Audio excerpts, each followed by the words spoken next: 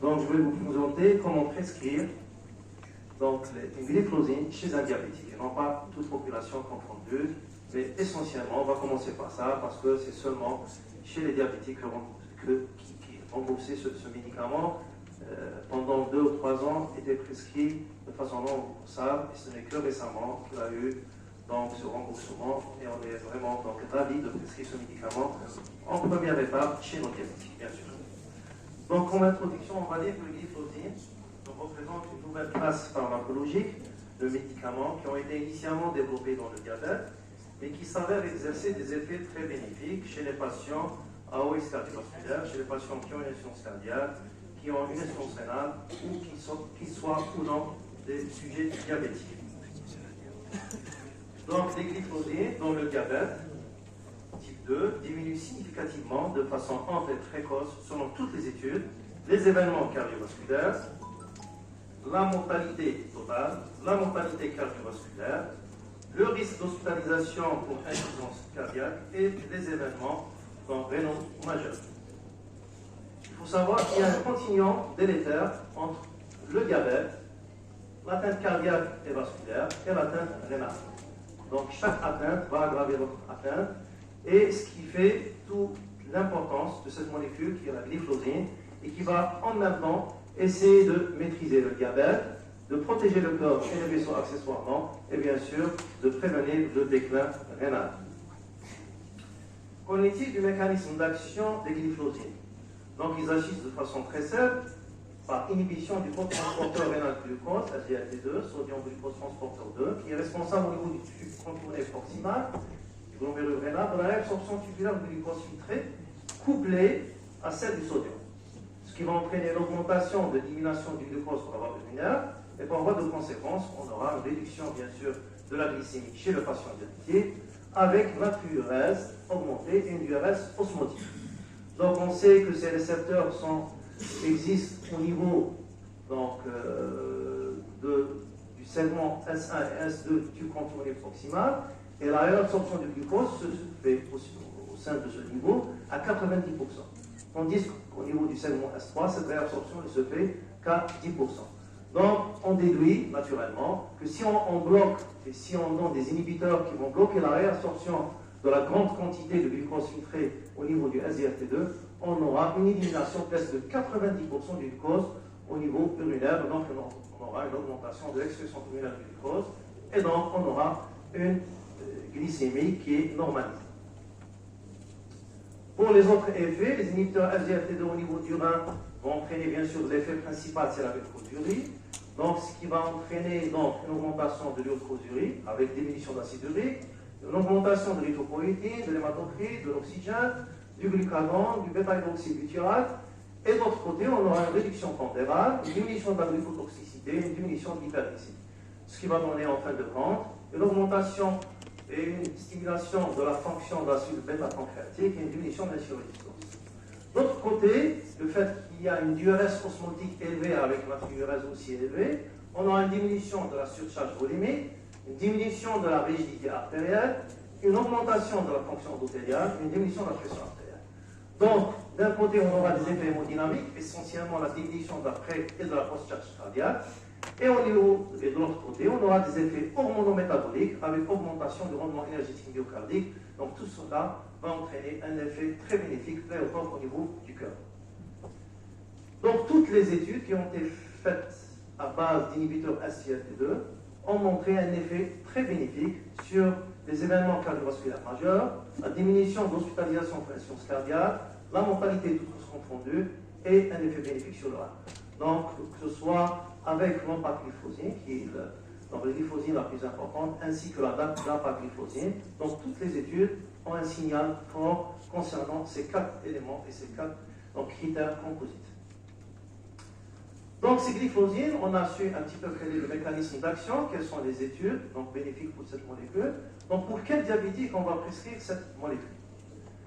Donc, selon les dernières recommandations de l'ADA 2024, donc, on voit que les inhibiteurs SGLT2 sont indiqués qu'il y ait une maladie cardiovasculaire, une maladie athérosclérose avérée, qu'il y ait un haut risque cardiovasculaire, qu'il y ait une insuffisance cardiaque ou qu'il y ait une maladie rénale.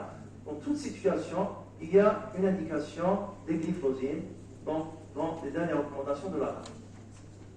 Donc on voit ici en gros, en cas de haut risque cardiovasculaire, on a l'indication des inhibiteurs SGLT2. En cas de maladie athérosclérose, on a l'indication, la même chose. En cas d'insuffisance cardiaque chez le diabétique, quelle que soit la fraction d'éjection, qu'elle soit réduite ou préservée, on a l'indication des glyphosines, première intention. Et en cas de maladie rénale chronique, la même chose, on a l'indication des glyphosines. La même chose, on la voit dans les dernières recommandations, dans la prise de position de la Société francophone de diabète de 2023. On voit chaque fois où il y a une maladie athéromatoeuse avérée, on a l'indication des glyphosines. Qu'il y ait une maladie rénale ou une insuffisance cardiaque, c'est la même chose. Toujours, les inhibiteurs SGLT2 sont d'indication par excellence. Donc, on étudie les dernières recommandations de la Société européenne de cardiologie, qui est dédiée essentiellement pour les patients diabétiques. Donc, il faut à chaque consultation, chez tout diabétique de type 2, rechercher les éléments pour une maladie athéromatoeuse avérée, une insuffisance cardiaque ou une maladie rénale chronique. Pourquoi on recherche ces éléments? Parce qu'il y a actuellement des traitements qui améliorent énormément le pronostic de chez ces diabétiques, à savoir les inhibiteurs SGLT2, les agonistes GLP-1 et la phénémone. Mais on voit dans toute situation, il y a essentiellement des glyphosines qui sont indiquées dans toutes les situations, que ce soit maladie athéromatoeuse, que ce soit insuffisance cardiaque ou maladie rénale chronique. Donc, en cas de diabète de type 2, si on a une maladie athéromatoeuse avérée, une insuffisance cardiaque, une maladie rénale chronique, à ce moment-là, il faut indiquer une glyphosine. Essentiellement, les deux glyphosines phares, c'est la dapagliflozine et l'empagliflozine, quel que soit le taux d'hémoglobine glyquée, et avec ou sans metformine. Mais s'il n'y a pas d'atteinte, une de ces trois atteintes, à ce moment-là, selon les dernières recommandations, chez les diabétiques de type 2, à ce moment-là, il faut utiliser le dernier score qui a été publié le mois de juillet 2023. C'est le score de diabetes. C'est le score 2 qui est utilisé dans la population générale, à qui on ajoute l'âge du diagnostic du diabète, le taux d'hémoglobine glyquée et le taux de débit de filtration glomérulaire. Et par la suite, on va calculer, tout le monde a un smartphone, c'est une application qui est faite par la Société européenne de cardiologie qui s'intéresse aux risques cardiovasculaires. Donc on va installer cette application, on va choisir le score de diabetes, on va choisir notre pays qui est l'Algérie, en sachant que l'Algérie est considérée d'emblée comme une région à très haut risque cardiovasculaire en rouge. Donc au début, on va préciser l'âge du début du diabète, est-ce que le sujet est fumeur ou non. Par la suite, la pression artérielle systolique, donc le taux de cholestérol total, le HDL cholestérol, donc le taux d'hémoglobine glyquée, c'est ça ce qui est nouveau, et le débit de filtration glomérulaire. Puis on calcule le score de ce patient, il est à 20,6%, donc c'est un patient qui est à très haut risque cardiovasculaire.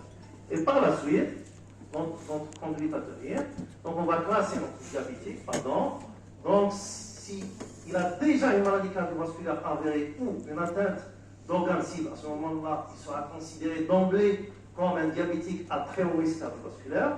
Sinon, on doit calculer ce score de diabétis. Donc s'il est supérieur à 20%, il sera à très haut risque cardiovasculaire. En 10 à 20%, c'est un sujet à haut risque. Entre 5 à 10% à risque modéré. Et moins de 5%, il est à faible risque. Sachant qu'auparavant, il n'y avait pas de diabétique à faible risque cardiovasculaire. C'est aussi la nouveauté. En utilisant le score de diabétis, on peut trouver des diabétiques. Certes, ils sont peu, des diabétiques à faible risque cardiovasculaire. Donc, sur le plan thérapeutique, donc les diabétiques qui sont à très haut risque cardiovasculaire ou à haut risque cardiovasculaire selon le score de diabétis plus de 10%, à ce moment-là, on indique les inhibiteurs SGLT2. Et s'ils ont déjà une maladie cardiovasculaire avérée ou une atteinte d'organes cibles, à ce moment-là, donc c'est une indication de classe 1 concernant l'utilisation des glyphosines. Comment prescrire une glyphosine? Il y a un référentiel qui est apparu le mois d'août 2023. Il a été édité par 3 sociétés savantes, à savoir la Société francophone du diabète, la Société française de cardiologie avec le collège aussi, et la Société francophone de néphrologie, dialyse et de transplantation. Pourquoi ce référentiel? Pour maîtriser l'utilisation des glyphosines qui sont utilisées chez eux, que que ce soit chez le diabétique ou le non-diabétique, lorsqu'il y a une indication cardiaque ou rénale ou vasculaire. Donc, les effets des glyphosines sur des critères intermédiaires, il faut savoir que les glyphosines vont entraîner une perte urinaire de sucre, vont entraîner une diminution des hémoglobine glyquée, avec présence de sucre dans les urines et sur le périnée. Et donc, on aura une perte de poids avec perte de calories, donc perte de calories qui va entraîner la perte de poids. D'un autre côté, avec la perte de glucose dans les urines, on aura une augmentation d'excrétion sodée par hypernatriureuse qui va entraîner une diminution de la volémie, une hémoconcentration, une augmentation de l'hématocrite et par voie de conséquence une hypotension, diminution de la pression artérielle. Donc pour les effets des glyphosines sur le critère intermédiaire, il faut savoir que les glyphosines en moyenne entraînent une diminution absolue de 0,5 à 0,9% d'hémoglobine glyquée, qui est dépendante bien sûr du niveau initial d'hémoglobine glyquée et de la fonction rénale avant l'introduction de cette molécule, une diminution de 1 à 3 kg du poids, une diminution de 4 mm de la pression artérielle systolique et de 1,6 de la pression artérielle diastolique, sans qu'il y ait d'élévation dans la pression cardiaque. Et enfin, une diminution de l'albuminurie qui est très importante et même une diminution de glycémie. Pour les effets indésirables des glyphosines, et c'est ça ce qui a motivé ce référentiel, certains effets peuvent être prévenus, à savoir l'infection génitale ou urinaire, l'hypoglycémie, l'hypotension. Mais d'autres effets délétères sont très rares, mais réalisent vraiment des urgences, à savoir l'acidocétose et l'exceptionnelle gangrène de Fournier. Donc pour les infections urogénitales, on sait qu'il y a une urinaire de sucre, donc on va trouver du sucre dans les urines et sur le périnée, ce qui va expliquer l'infection urinaire et génitale. Donc les glyphosines augmentent le risque d'infection génitale essentiellement mycosique, sous la forme de balanite chez l'homme, de vulvovaginite chez la femme. Et en pratique, qu'est-ce qu'on doit faire? On doit informer, prévenir et traiter les infections génitales. Ne pas arrêter le traitement par glyphosine, ni celui du diabète, adopter une toilette intime extrême, appliquer le traitement local après avoir effectué une toilette intime et s'abstenir de rapports sexuels. Tout ça pour ne pas priver le malade de l'effet extraordinaire des glyphosines. Pour les infections urinaires, c'est essentiellement des infections basses à type de cystite, qui peuvent être modérées à légères. En pratique, il faut traiter ces infections, ne pas arrêter la glyphosine et surtout évaluer la balance bénéfice-risque à partir de 4 épisodes de cystite par an. Donc, c'est détaillé dans le référentiel, ça va. Ce référentiel est librement téléchargeable sur le site de la Société francophone du diabète. Pour les hypoglycémies induites par certains traitements associés, il faut savoir qu'au début du traitement, lorsqu'on veut instaurer une glyphosine, il faut le plus souvent réduire les traitements associés qui peuvent induire des hypoglycémies. En l'occurrence, on parle surtout de l'utilisation des insulines, des sulfamides et des glynides. Donc, le référentiel stipule qu'en cas d'antécédent d'hypoglycémie, donc les 6 derniers mois, avec une hémoglobine qui est supérieure à 7%, il faut diminuer la dose d'insuline de 10% et diminuer de 50% les sulfamides ou les glynides, et bien sûr, intensifier l'autosurveillance glycémique chez ces gens. En cas d'hémoglobine glyquée supérieure à 8%, sans qu'il y ait un antécédent d'hypoglycémie dans les 6 derniers mois, pas d'ajustement de l'insuline, ni des glynides, ni des sulfamides. Et si on est devant une hémoglobine glyquée de 7,1 à 8%, il faut diminuer la dose d'insuline de 10% et diminuer les glynides ou les sulfamides de 50% et bien sûr intensifier l'autosurveillance glycémique. Enfin, si on a une hémoglobine glyquée inférieure ou égale à 7%, à ce moment-là, il faut diminuer la dose d'insuline de 20% et arrêt définitif des glynides ou des sulfamides et intensifier l'autosurveillance. Et pour mémoire, il ne faut jamais associer les glynides aux sulfamides vu leur pouvoir très fort d'hypoglycémie. Les effets secondaires liés à la dépression volémique. Il faut savoir que les glyphosines, par diurèse osmotique et augmentation de la diurèse, entraînent une dépression volémique avec hypotension et déshydratation essentiellement chez les sujets âgés de 55 à 75 ans et plus, et surtout les sujets qui sont sous diurétique de l'anse essentiellement. Donc, lorsqu'on veut instaurer une glyphosine chez un patient qui a déjà des diurétiques de l'anse, préalablement, il faut diminuer le risque de dépression volémique en prenant en compte surtout la pression artérielle systolique. Donc si cette PAS est supérieure à 130 mm mercure Il faut poursuivre les diurétiques, il ne faut pas les arrêter, surtout si ils sont indiqués pour une intervention de type insuffisance cardiaque grave ou contre-indication. Si on a un pH entre 110 et 129, il faut diminuer la dose des diurétiques. Et si on a un pH de 110 mm/Hg ou inférieur, à ce moment-là, il faut arrêter transitoirement le traitement diurétique si possible et laisser la place à l'indication des glyphosines. Qu'en est-il pour l'acidocétose diabétique? Sous glyphosine, c'est un petit peu particulier. L'acidose est caractérisée par l'absence d'hyperglycémie majeure. Souvent, on a des hyperglycémies modérées qui sont inférieures à 2,5. Pourquoi? Parce que le mécanisme d'action de glyphosine, c'est entraîner une hyperglycémie, donc on n'aura pas d'hyperglycémie majeure. Avec en même temps, il y a une discordance entre une cétonémie qui est positive et une cétonurie qui est faible au sang. Ce qui explique le retard diagnostique de cette acidocétose chez les diabétiques qui sont sous glyphosine. Donc, on connaît les techniques d'acidocétose. Les facteurs favorisants, c'est essentiellement les hydratations sévères, l'insiothérapie associée, les chirurgies, donc pour arrêter 3 jours avant, et la prise d'alcool. Donc, pour prévenir cette acidocétose qui est grave, c'est surtout la prévention lors de situations de risque. Il faut adapter la dose d'insuline, surveiller la cétonémie, notamment autosurveillance à la pompe d'air, et arrêt transitoire de la glyphosine, notamment 3 jours avant une chirurgie avec anesthésie générale, jusqu'à reprise de l'alimentation. Il y avait un effet qui a fait dans beaucoup de scoops publicitaires, qui était l'amputation des membres inférieurs. En dehors de l'étude Canvas, qui a été faite à base de canagliflozine, il n'y a pas eu de surrisque significatif d'amputation des membres inférieurs chez les patients ayant diabète de type 2 ou non ayant pas, et qui ont été traités par la suite par dapagliflozine ou empagliflozine. Et le dernier consensus de l'ADALAS dès 2022 souligne au contraire l'intérêt pour les patients ayant une anémie diabétique de recevoir une glyphosine.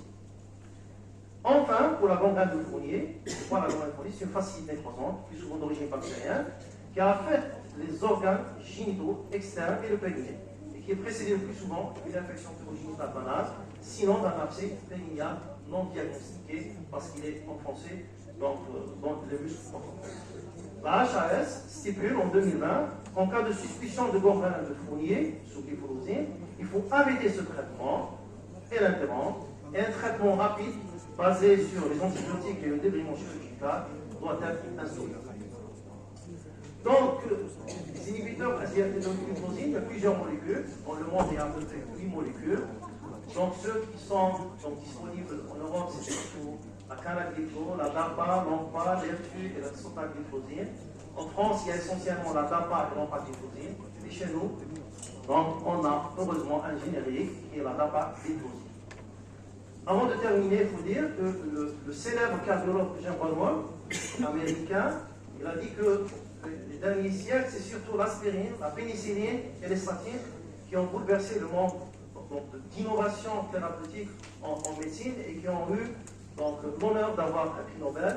Mais ce siècle, c'est surtout les inhibiteurs SGLT2, les glyphosines, qui méritent d'être la statine du XXIe siècle et qui méritent tous les éloges qui ont surtout pour l'action sur le diabète, sur le corps, sur le rein et sur les vaisseaux. Et pour conclure, je vais dire savoir prescrire une glyphosine, surtout le bénéfice. Il est optimal en cas de présence de maladie atomateuse avérée, d'insuffisance cardiaque, de maladie rénale chronique ou de risque cardiovasculaire élevé. C'est une prescription qui est simple, surtout pour la DAPA et l'AMPA, 10 mg par jour en monoprise, en sus de tous les traitements, avec ou sans metformine, et indépendamment du taux d'hémoglobine glyquée. Il faut diminuer l'insuline ou les insuliноsécréteurs selon l'hémoglobine glyquée de départ, et s'il y a des antécédents d'hypoglycémie.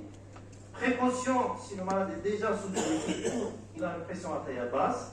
Pas de glyphosine si on a un débit de filtration glomérulaire inférieur à 20 ml par minute. Et prévenir les infections génitales par l'hygiène intime et la cyclocétose euglycémique en arrêtant transitoirement cette glyphosine en situation de carence insulinique. Et merci pour votre attention.